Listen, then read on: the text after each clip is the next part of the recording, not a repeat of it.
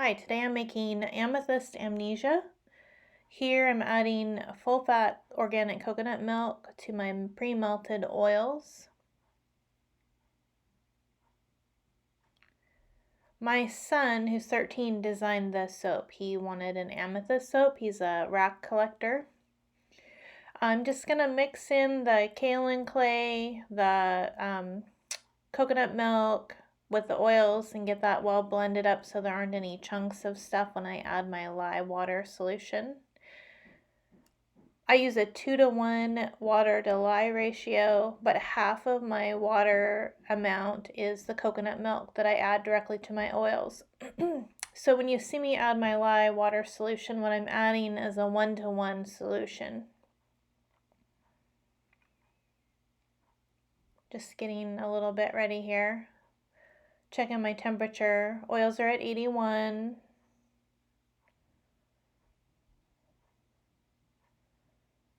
Lye looks like it's at 89. That's a little cool. I like to do between 90 and 100. Too low and you'll get steric spots in your soap, which aren't harmful at all. It just means the steric has separated out from the soap when it's gotten really cool. Okay, so here's the lye water. I use distilled water in this recipe.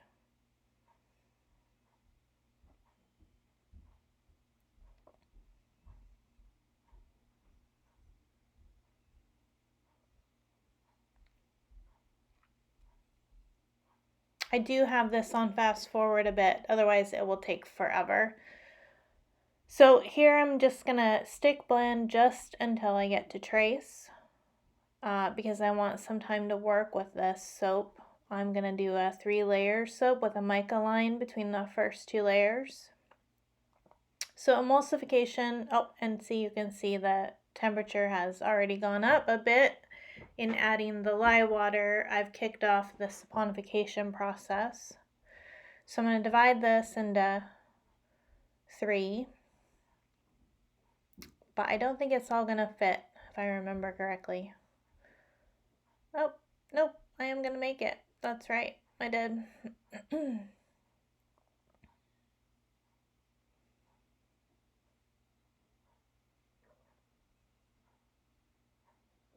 They're just getting my mold out and ready to go.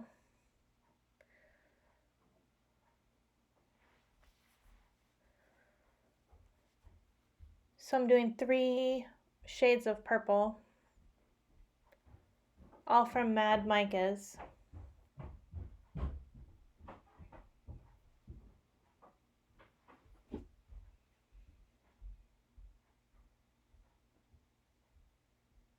It's not dark enough, so I'm going to add more here. And then you'll see me add just a teeny bit of black mica. It's nocturnal, and that's from Nurture Soap.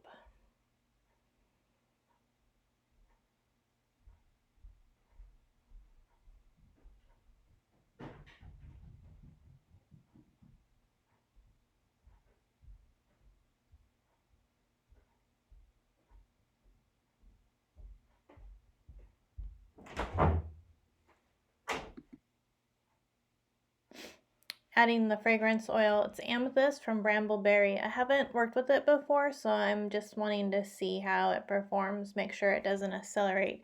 The first color I used is Flash Dance from Mad Micas.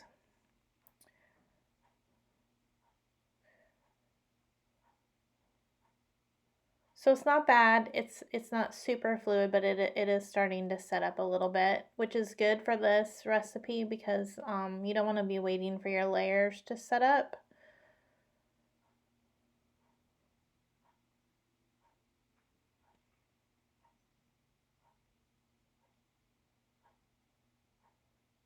Bouncing out air bubbles.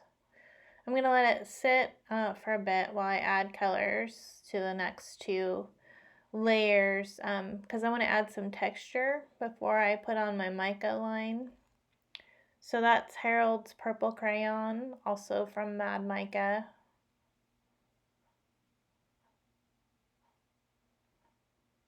And this is Queen's Purple from Brambleberry. The mold is from Brambleberry as well. You can tell that because her symbol is on there. So when I first started soaping, Brambleberry was my beginning spot for information. Rob and I, my husband and I, checked out one of her books from the library, and then I ended up ordering it from Amazon. It was really helpful, but she has lots of information on her blog, which is the Soap Queen blog. So here's that flash dance, and you can see it has a crazy iridescent bluish tint to it. It's just amazing. It disappears in your soap. It'll stay a little bit in the mica line, but it's really nice on top, which I wish I'd drizzled some on top, but I didn't do that in this one. So here's my second layer. I'm going to buzz it up, make sure it's nice and incorporated, and thicken it a little bit.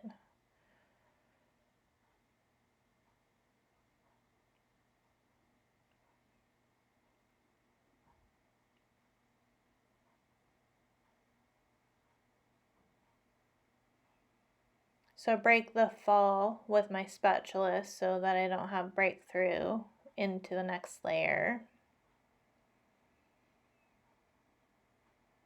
And you'll notice I'm leaving some in my measuring pour cups because I like to put down some samples to hand out with my purchases. So I like to leave a little bit of batter for that. And sometimes you'll use a little bit on the top, but I didn't this time.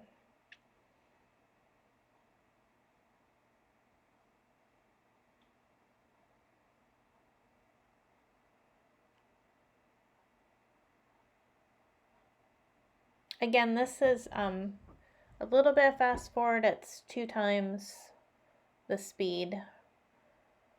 Otherwise, we would be here all day. And it kind of feels like it's a little too slow, but ×4 is too fast, and that was my only other option. Another mica line here. The trick to mica line is not to put on too much. If you put on too much, your layers will separate after you unmold it.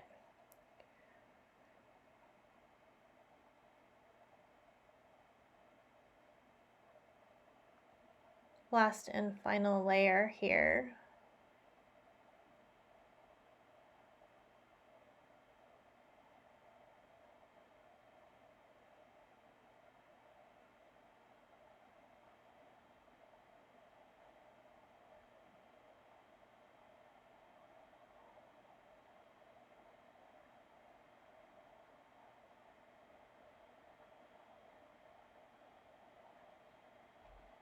So what you don't see that happens before I even get started here is I need to put together a recipe and run it through a calculator so I know how much lye is going to take to saponify the oils.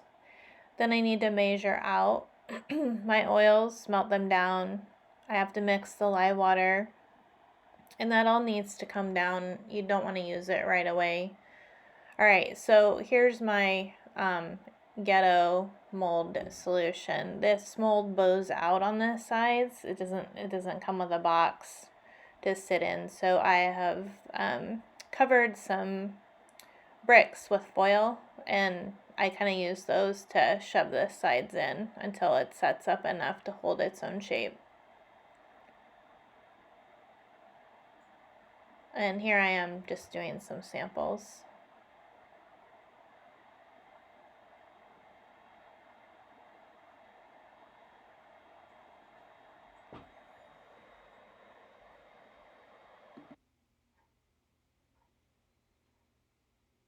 So, sorry, this is going to be a little boring for a few minutes. Yeah, anybody watch the Witcher series? It came out on Netflix just a few weeks ago, and my husband and I binge watched it after the kids were in bed. It was pretty good. If you liked Game of Thrones, you will probably like Witcher. I actually kind of like Witcher better than Game of Thrones. For one, it's not taking as long to build up the storyline. Two, it's already completely written, so there's not going to be a crazy, we don't know what's going to happen ending that comes together like you don't know.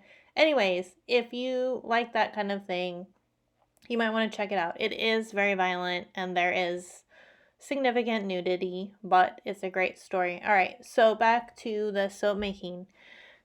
These are melt and pour, quote unquote, amethyst crystals that I made using Harold's purple mica. So I'm just sticking these in here randomly. They're going to stick up out of the soap, the tall pieces. And then I have a variety of mid-sized pieces, and I'm just kind of shoving them down in there. I'm using Stevenson's Clear Melt and Pour. It's not the low sweat. I wish I'd spent just another $1 per pound to get the low sweat. I'm almost out of melt and pour though, so my base is my own recipe. It's made from scratch, using a variety of some organic. When I can get it, I use organic oils. Some aren't available in organic. But the melt and pour is not. I don't make that from scratch. It's a pretty complicated process, but I kind of am curious to try it just to see if I can do it and if it sweats a lot. There's a lot of glycerin in melt and pour, and it's actually a very gentle soap. And there's some amazing melt and pour artists out there. Don't get me wrong. It's actually pretty tricky to work with melt and pour. I mean, you can just melt it down and pour it into a mold and be done with it. But there's some really creative stuff you can do with it that you cannot do with the cold process or hot process method. And you can get translucent, so you can get opaque as well, but I mean, what's the point in that if that's what your cold process is opaque? Really, the only reason I use melt and pour is because I want something translucent like these crystals.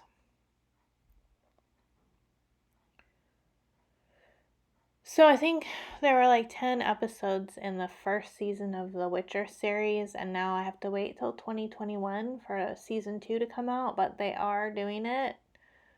I have the first book of I think it's a trilogy, on hold at the library, but it may be a long wait for me. I may just have to order it online. Spraying with rubbing alcohol, 99%. That's supposed to help with soda ash, which you can get on the top of your soap. It's just a reaction with a lye, and you can wash it off, steam it off.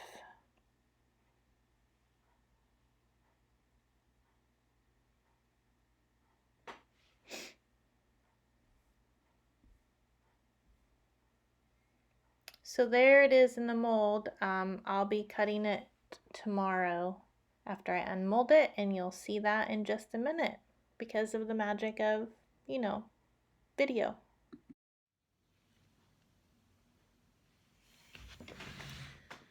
Okay, I am back. It is 2 days since I put Amethyst Amnesia in the mold.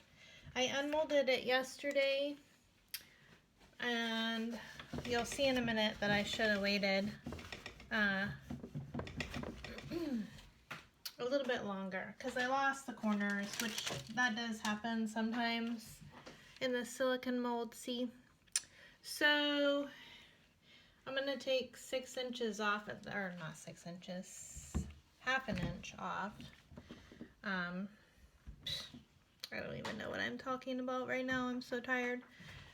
Kids went back to school today. That's all I know. Yeah.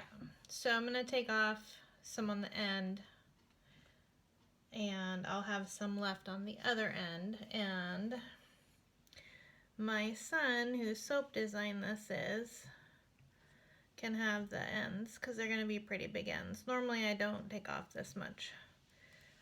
And I'll only get 9 bars instead of 10. But there's the end.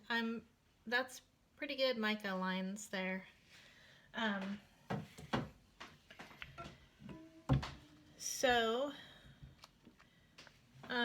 Yeah, the fragrance is still strong. It's sticking really good. It's Amethyst by Brambleberry. I love purple. It's probably my favorite color.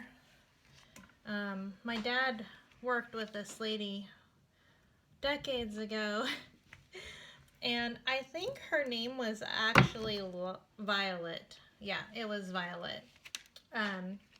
Anyways, she wore purple and lavender every single day to work, and she used purple mascara, and I was just entranced by that. I was in high school when I met her, and I thought, wow, that's really cool. This lady has her own like look thing going. I still have not mastered a look that says me. Although I'm hoping this year I can get some kind of a uniform down. My uniform used to be jeans and a t-shirt. Well, who can find jeans anymore that are comfortable? And t-shirts are kind of sloppy looking, you know. So I don't know what I'm going to end up with. I really like tunic tops, but I want natural fabric like cotton or linen, and I want it to be comfortable, so like the armpits can't be tight and restrictive. And you just, I don't know. Does anybody else get frustrated over the state of women's clothing? Anyhow, I started wearing mostly black again because it's an easy color and it looks good with my white striped hair.